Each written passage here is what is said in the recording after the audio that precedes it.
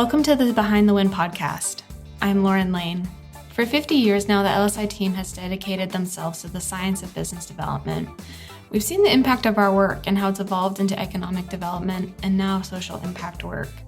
This week, Sean and I have the opportunity to sit down with Jennie Taylor, wife to the late Major Brent Taylor from Ogden, Utah. We'll discuss Jennie and Major Taylor's story, the Major Brent Taylor Foundation, military spouses and families, and finding resiliency and strength after tragedy. We're really excited to have this conversation with Jennie, so let's jump in. Thanks for joining us on this episode. I was trying to think how we got introduced initially. It was Linda Cox. It was Linda. Okay. And I know that, we've had so many common connections over the years. Yes. And when we finally came together and we've probably been in the room before together at several sure. ceremonies and meetings without knowing who each other was. So I'm grateful that Linda made that connection to say, Hey, you two need to talk. And then we hit it off, and I loved what you were doing. I was telling you about what we were doing. And I think that there's so much synergy between our organizations and our common objective of working with military families. So as we start out, could you just talk a little about your history and some of the things you're doing? So I'm a military family. I am the American military spouse. I was married to a soldier who was in the National Guard for 15 years in the post 9/11 era.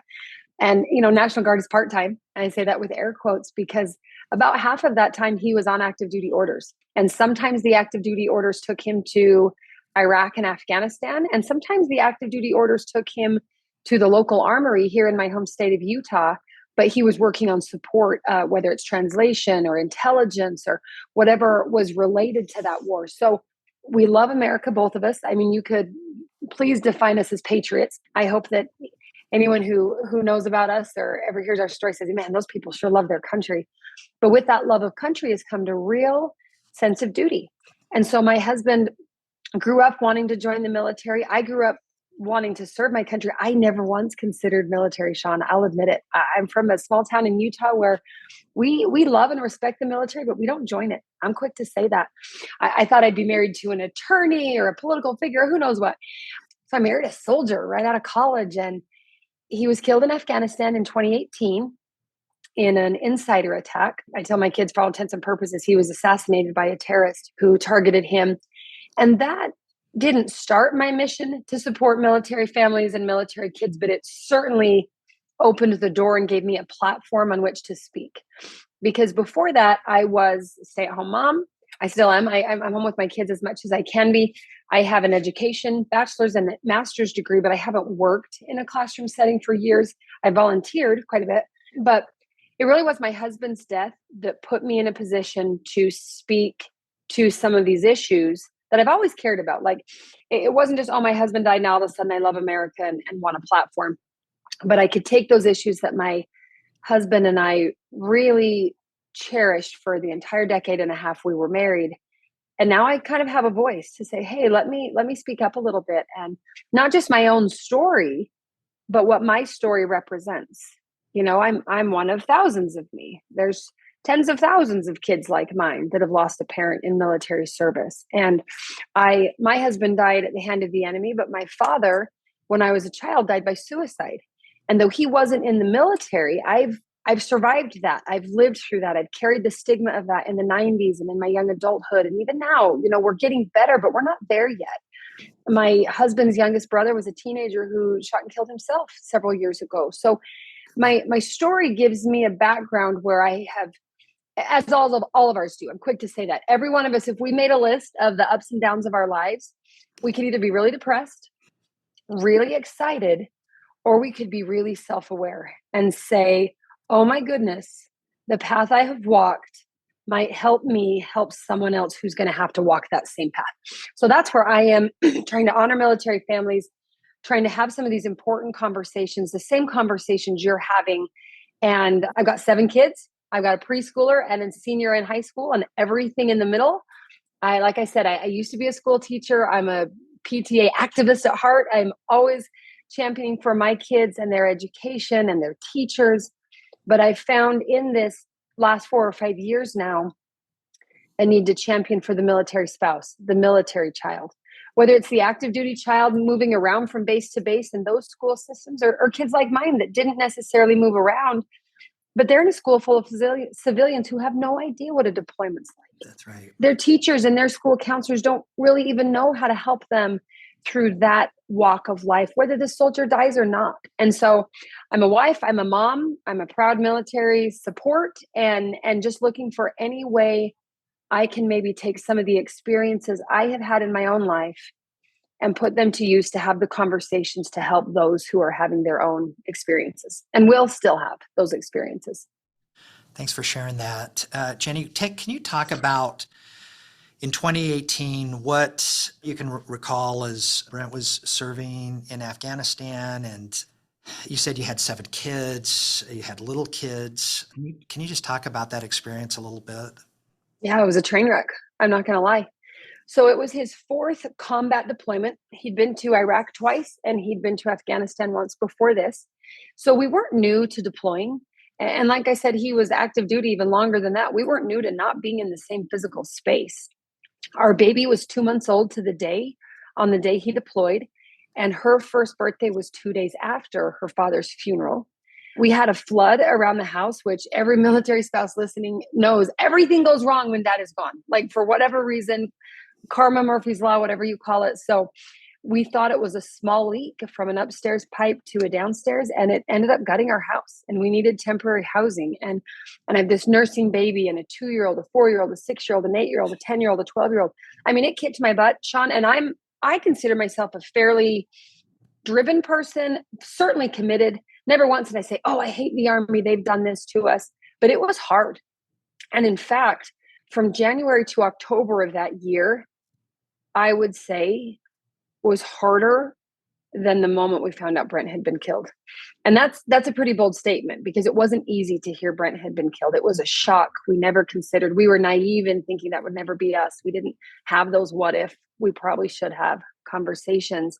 But those 10 months of trying to keep my head above water, trying to keep my kids somewhat emotionally stable, trying to pay the bills and fight the insurance and get the kids out the door to school every morning, it was a new world for me. And I'd been through deployments before. I'd been through pregnancy and nursing before. I'd been through all of that before, I thought. And maybe that was part of my problem, as I went into it thinking, I got this. I know what I'm to expect. And I think that's when God or karma laugh at us the most and say, well, let's take you to the next level. So it was awful. It was difficult. I felt like I was just stumbling down a mountain and I could never get my feet under myself. And at the same time, it was an incredible period of growth. How did you manage that every day? I mean, what was it that pulled you through? Well, to be honest, I think it really was that shared commitment. The fact that I knew what my husband was doing and where he was doing it mattered. I've talked to other military spouses who maybe aren't as shared in that commitment, and it's easy to hold it against the military, hold it against Afghanistan, hold it against the government. And fortunately, that was never my battle. My battle was more just, how in the world am I going to do this every day? But what I was saying, incredible growth and incredible service given to our family. So again, I live in a community that does not have a high number of military members, but it has a great respect for military and freedom and the cause of all these beautiful things. And so I think it was nearly every day that year, literally, that someone brought us dinner or checked on us or picked up the kids and it's tricky because as a mom, there's only so much you can delegate. Like, I'm literally the only one that can nurse that baby, but I'm also the only one who might be able to calm down the 2-year-old if he wakes up at 2 a.m. And the 12-year-old that's just had her father deploy, and she's aware of what war is. And so her anxiety is totally different from the separation anxiety of her little siblings. She doesn't necessarily want like a professional counselor or some neighbor to come tuck her in and talk to her.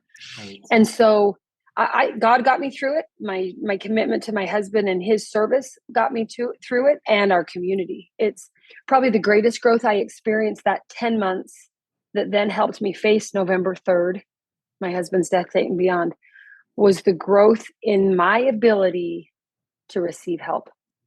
And that's hard. And that's really hard. It is. At what point did you decide that you were going to take on this battle of being an advocate for military families and especially the Gold Star families? Yeah, I don't know. Did I decide that? Did you ever decide, Sean, or did it just start to happen? You know what I mean? So if I can tell you our story. It was a long path to this point, but I mean, I just think that it's incredible that soon after Brent's death that you started down this path, that you were going to turn this into something memorable. Let me tell you the story as I see it now, looking back. And it was little baby steps. For me, it's God. I'm a woman of faith, and I believe there's a higher power directing my path and keeping me on my feet. But call it what you will. My husband was killed on a Saturday morning in Afghanistan. That would have been the middle of the night on a Friday night for us here in the States. I was first notified Saturday morning, my time. And by protocol, I'm supposed to have 24 hours before the military releases his name publicly. There might be the word that, hey, a military member has been killed, but nobody knows who or what or where for 24 hours.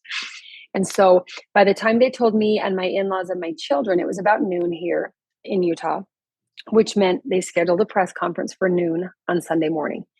And that was to be the public announcement. Well, you and I both know we live in a world of social media and hypersensitivity and a 24-second news cycle. It's not even 24 hours. And so where I can look back and see my work as an advocate began was 8:30 in the morning on Sunday, less than 24 hours later, when I received a phone call on my cell phone from a national news organization, and I answered the phone.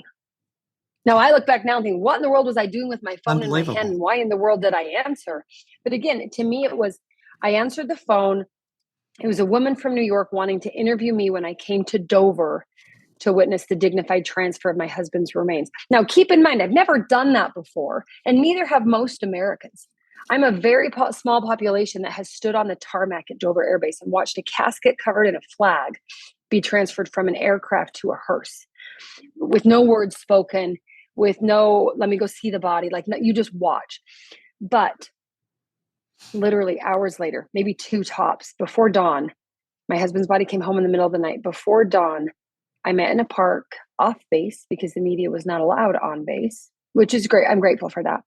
They weren't allowed to come find me and hound me. I appreciate that. I willingly met with a group of media at a park outside of Dover Air Base at like 6 a.m. the day he came home. And that's the first time I spoke. Now, what did I say? You can go find it on CNN or YouTube or wherever. I sat in my hotel room in the middle of the night, right before going to watch the transfer of my husband's remains. And then after I fine-tuned it, I had my 2 little boys with me. At the time, they were 10 and 12. They were asleep in the hotel room, so I didn't have any lights on. I had my laptop. And Sean, whether you believe me or think I'm crazy, you can argue all day. I feel like Brent and I wrote what I said. Now, the background of that is my husband was a political figure.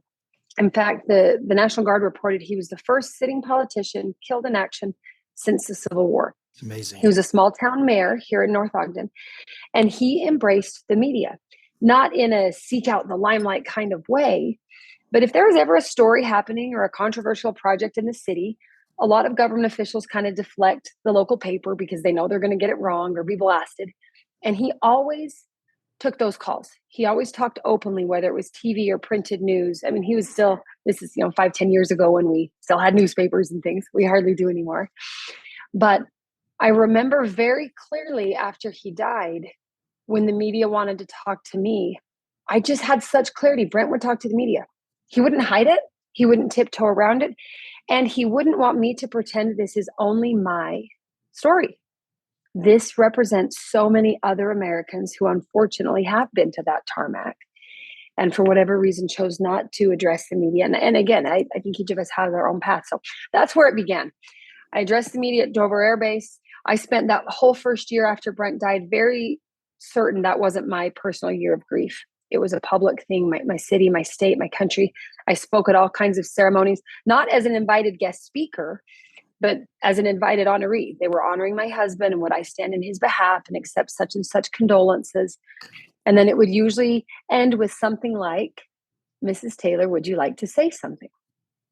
And I feel like God and Brent both helped me open my mouth and say the things of my heart, where sometimes I would sit down and say, wow, I hope somebody recorded what I just said, because I didn't make it up. Do you know what I mean? The words came to me that I almost felt like this must have been what drove our founding fathers. This must be what drives men and women willing to go into battle, or firefighters to run into a burning building. The conviction was so clear and so strong that my own personal grief really kind of didn't matter. It was, how do we give a voice to this? Now then, fast forward, the summer after Brent died would have been his 40th birthday. And I would have thrown him a really obnoxious 40th birthday party for the mayor and all the city. And honestly, Sean, I had wanted to thank that entire city that carried us through the 10 months of the deployment. I planned that birthday party long before he was killed. I knew that, okay, he'll come home in the new year. It'll be summer. His birthday's right around the 4th of July. It's our city festival days as well. We're going to have a birthday party and invite everyone that fed us and carpooled us and listened to me cry and helped fix the plumbing and everything. But then he died. So slowly that birthday creeps up, because guess what happens after somebody dies, Sean? The calendar keeps moving. Right. And it's like the biggest slap in the face. Anniversaries still happen. Birthdays still happen. Holidays still happen. And so as the 4th of July and his birthday approached, I just thought, we're throwing a party. I have more reason to thank the city members now that they've walked me through his death than I ever thought I did when they carried me through the deployment. So we decided to try to have some meaning to the birthday and organize a scholarship in his memory. A lot of people do that after someone passes away. They raise funds, they have a memorial scholarship. And Brent, at the time of his death, was almost done with his PhD at the University of Utah. And so we raised some money. And in my naive mind, we're going to raise $40,000 for his 40th birthday. Now, Sean, keep in mind, I'm a stay-at-home mom. And before that, I was a school teacher, which did not make $40,000 in a year.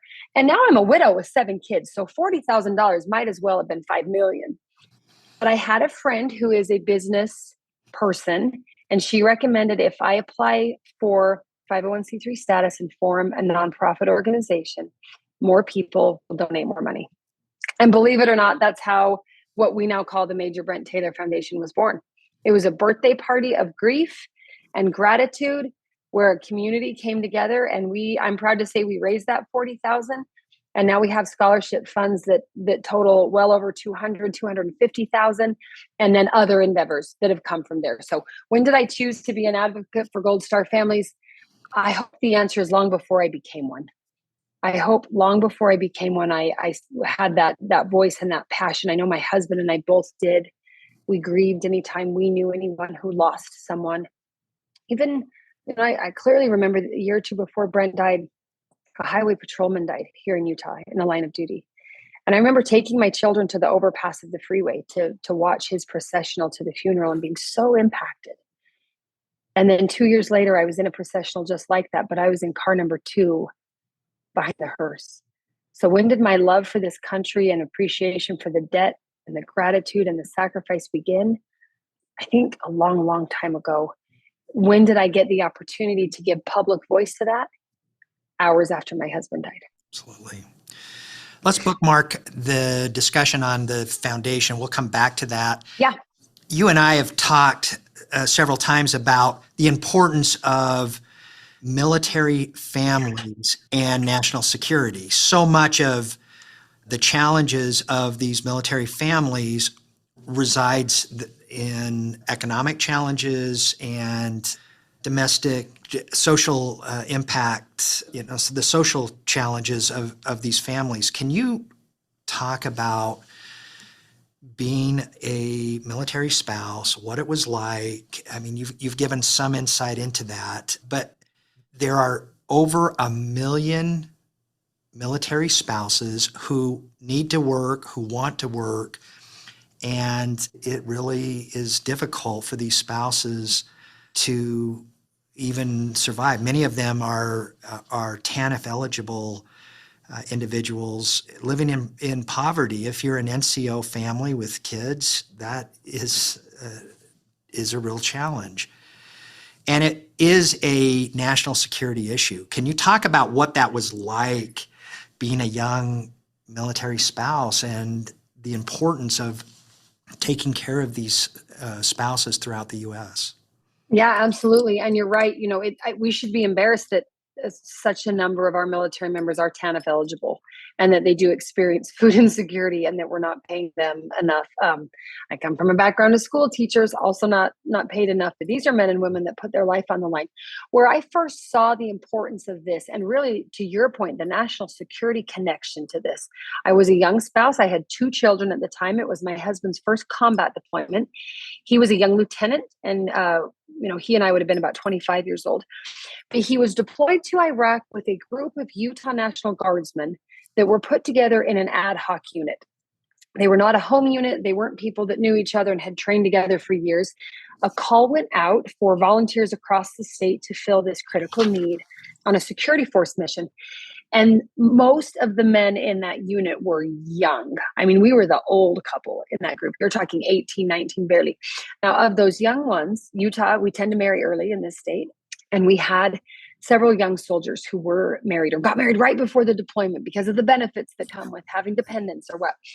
Maybe half of the marriages survived the deployment, to say nothing of how many have survived it since.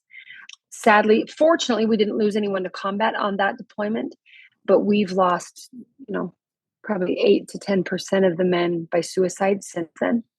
And it's been 13 years. It was a while ago. But when you look at that, you see men and women in uniform needing to carry a pretty heavy weight, and that is, the freedom of the world on their backs.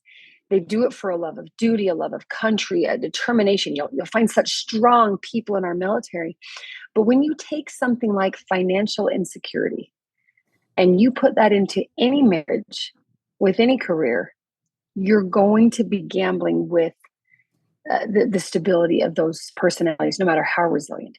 I look back to my parents. Like I said, my father died by suicide. He wasn't in the military, but his mental illness led to him not being able to hold a job, which led to financial insecurity, which led to the marriage falling apart, which largely probably led to my father deciding to kill himself. And so we see that if you, as a young soldier, male or female, need to go to work and train and go to deployment or go to whatever your duty is, and in the back of your mind, you're thinking, can I feed my family? Can I pay the bills? Now, where will we get the money for Christmas? What about little Jimmy? He's growing and his shoes don't fit from last year. And now he's got to go to school and he needs new shoes. And some of those thoughts, you can't tell me that doesn't distract from the ability of the soldier to focus on the mission at hand. Then you take a troubled marriage, which finances, like I said, can lead to.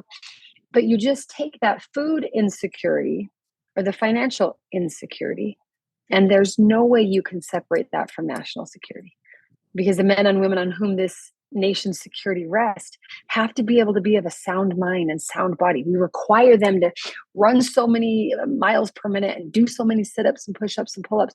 We require that physical fitness. And then we say we value their emotional and mental fitness and well-being.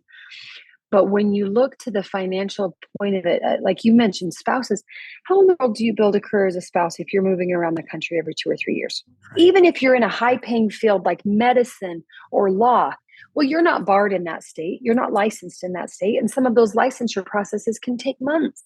By the time you're licensed 6 months into a 2-year assignment, you got to start all over again. Not to mention, what do you do during a deployment? So a lot of military spouses maybe aren't even employed outside of the home because the battle rhythm of their military spouse doesn't really allow. Like, there's no way. What would Brent and I have done if I had been a high-paid school teacher while he was deployed? There's no way it would have worked. We would have had to choose not to have children, which can't be the choice we want America's military to make. And so we've got to get to the heart of this. Not just unemployment, but underemployment. Childcare for those who go into employment with children in the home. That's unbelievably challenging, even more so in this post-COVID environment. And I would say, Sean, it applies in different ways to each of the components, meaning active duty, National Guard, Reserve, but it applies to all of them. I've never been that active duty family moving from base to base, but I've struggled with childcare. I've struggled with how would I possibly have a job and keep my kids taken care of while their father's literally gone 365 days around the clock. But now I find myself, I'm in my mid-40s, and guess how many dollars I paid into Social Security? Very few. I taught school for a couple of years, making a couple $1,000s a month. Right. My retirement was our retirement. And if our retirement isn't sufficient, then that's got to be something we've got to work on. And so how do we get these spouses the training they need, the security they need, the stability, even just the connectivity? You move every couple of years. Who do you know in that new hometown? You know, some other military spouses, but can they give you the job? Can they give you the training?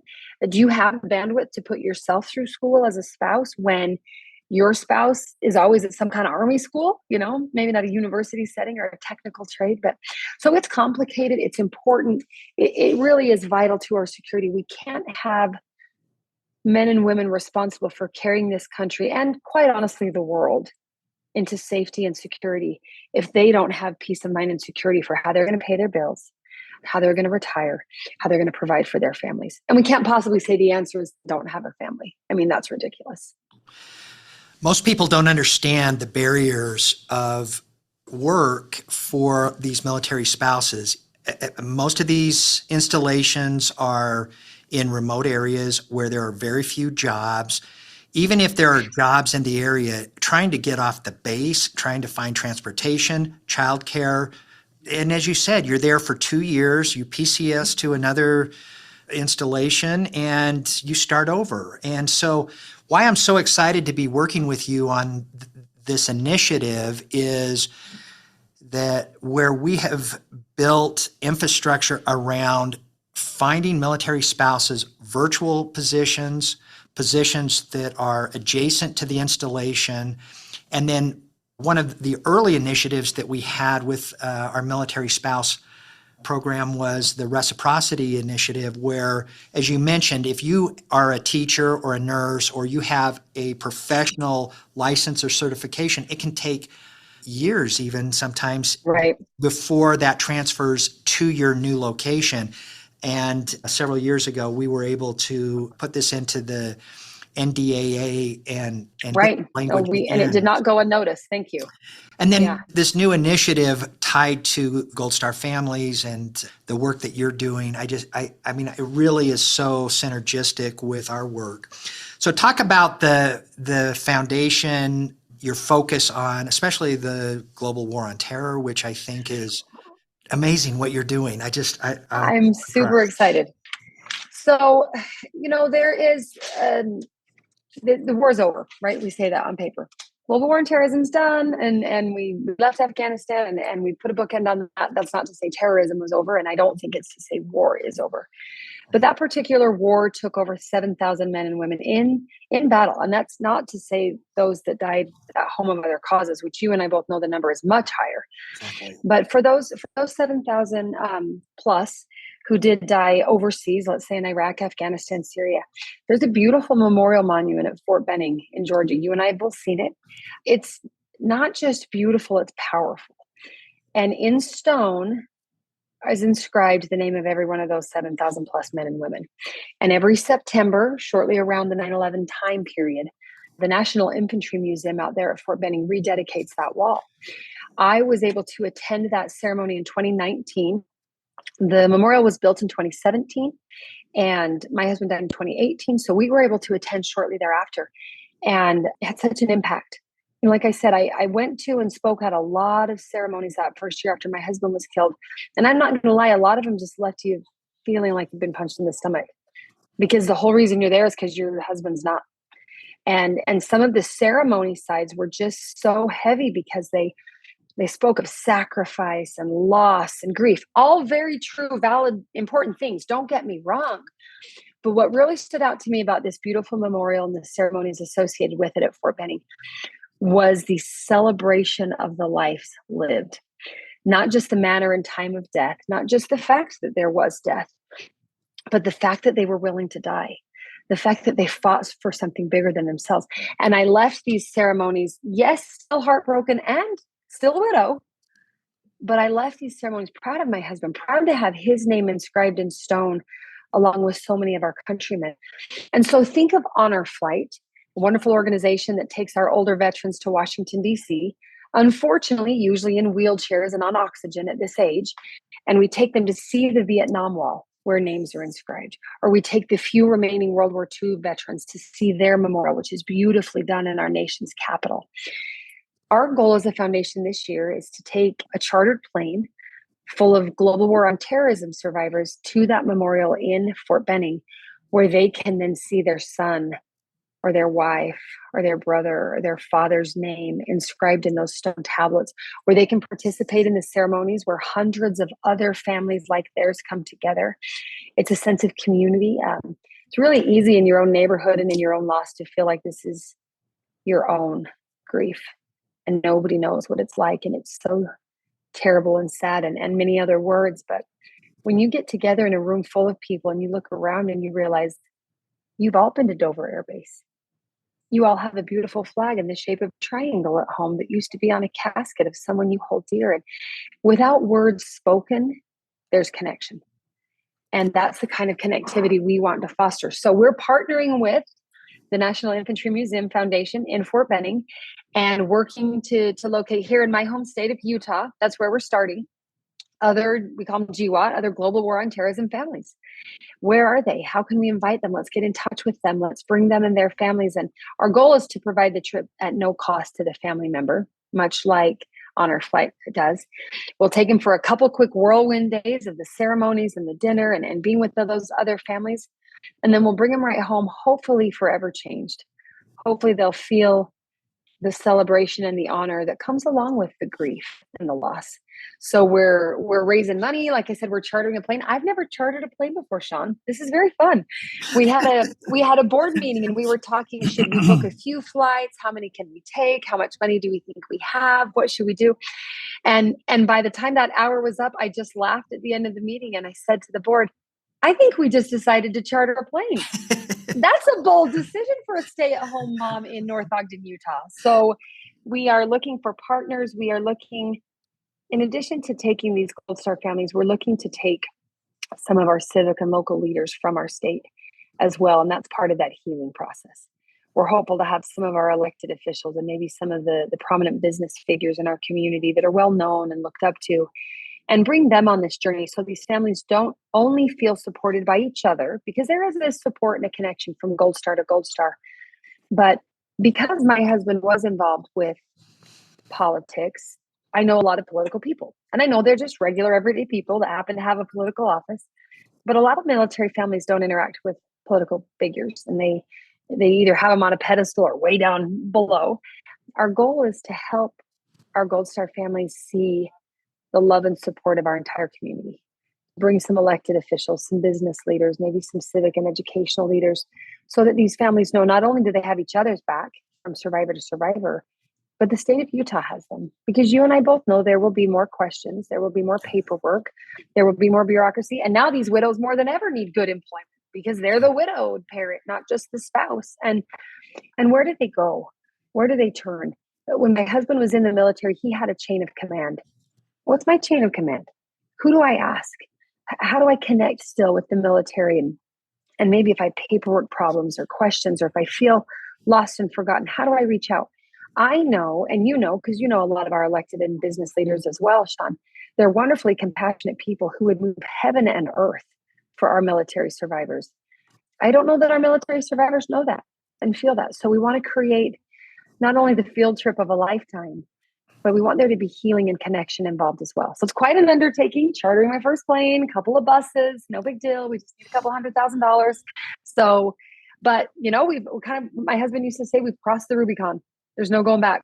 At this point, it's do or die. So we're going to pull it off. It's February while you and I are recording, and the trip is in September. So Here we go. I've been to almost every military memorial in Europe, Asia, and the US. And it is, this memorial in Fort Benning is every bit as impactful as the Vietnam Memorial. And it's surprising to me that it has not been evangelized. And I love what you're doing, focusing on this broad scope of this challenge, but also this niche of the members that we lost during the global war on terror. And it's brilliant. I love it. Well, thanks. We're excited. Well, we're excited to help you with this and working with the installations, working with the Secretary of Defense and also the municipalities. I mean, I really think Right. that there's an opportunity to get, as you said, the state and local leadership involved in this effort. It is, people forget that, we talk about the Gold Star families and the military spouses. I think it's one of the largest untapped labor forces in the U.S. right now, and they're so in need of high wage employment. Yeah. And they tend to be really hardworking, dedicated people, just by nature of having been part of that community. You're not looking at a bunch of pushovers who are looking for a handout. These are men and women who put it all on the line day after day. And don't you want them employed by your company or your corporation? Don't you want to bring them into your workforce and give them the greatest opportunities to thrive and grow? The other thing that you've been doing for some time that it's so emotional for me is that every September you fly this flag over the canyon. Will you talk about that? It's just such an amazing thing. I know it's a little, great but story. it's incredible. If you're in Utah, you might be familiar with it. There's a guy named Kyle Fox down in Pleasant Grove, and he runs an organization called Follow the Flag. And he and his team are remarkable. They take these giant flags and they take them to bridges and canyons. And they fly them wherever. And they had flown it. Pleasant Grove, Utah is maybe an hour and a half from our home. And it had been in the paper a few years ago. Well, when my husband was killed, a few of his friends decided, completely unknown, to reach out to this Kyle Fox guy and borrow a flag. And they did. And Kyle Fox was great. He brought his team up. They rigged the flag in this canyon. And it was actually in November, close to Veterans Day. And they flew this flag is 150 by 78 feet. So you're talking, this is the kind of flag you saw at the Super Bowl or you see on the football field. And so we borrowed it that first time, and it just impacted our community in such an incredible way. I say it ignited the spark of patriotism in people. And so this was, and keep in mind, I'm days into my grief, so I'm not even involved. When I say we, I'm being very generous to myself. I had nothing to do with it other than the widow. Friends raised money. They involved the grocery stores and local schools and people, and I think they raised $20,000 or $30,000 in a heartbeat to then have custom made another giant flag like that. And Colonial Flag is a Utah organization that does amazing work with flags all over the world. And they built us this flag that we call the Major, and it flies in the canyon every year between pretty much Halloween and Veterans Day. And people come from all over to hike up this canyon and see it. And no matter how big you think it is, you're still struck by how big it really is. It takes about 100 people to carry it when we roll it up like a really long tent or snake. It's in a cover and a case, and we carry it up the canyon. And then it takes hours of dedication from a group called Honor the Hero. They're a bunch of search and rescue survivalists, riggers, mountaineers, skills I don't have or claim to have, led by Rob Clark. And this group, Honor the Hero, then takes this flag and they put it on a line across a canyon that's about 1,000 feet wide. And while that flag flies, we have several activities that are intended to really focus people on Veterans Day, on service. We do a veterans devotional where we have a speaker and musical numbers to talk about what veterans are, not just deceased, but the living, all veterans, all service members. We have a blood drive where, people who are healthy and in a position to donate blood can emulate the willingness of soldiers to defend life by giving the gift of life. We often go into schools and do different assemblies and things around the community. And we, in conjunction with that, earlier in September, we also hold a 9/11 commemorative event that's very educational. Again, I'm a school teacher at heart, and we create photos and videos and almost like a pop-up museum. But we don't just show the children the museum elements. We bring real firefighters in, and we bring police officers in, and we bring soldiers and Humvees in, and we let those populations cross. I think maybe one of the unique positions I have as a military surviving politician, spouse, mom, all of those things, school teacher, is I lived in a world where politics and business and military intersected every day, right. But I'm aware that they don't. Civilians and military don't intersect nearly in our culture, in my opinion. And so we bring hundreds of thousands of students from kindergarten all the way up to college age we introduce them to military and other uniforms. We introduce them to political leaders and business leaders, and we try to erase some of those divisions and those boundaries that exist between subcultures of our culture.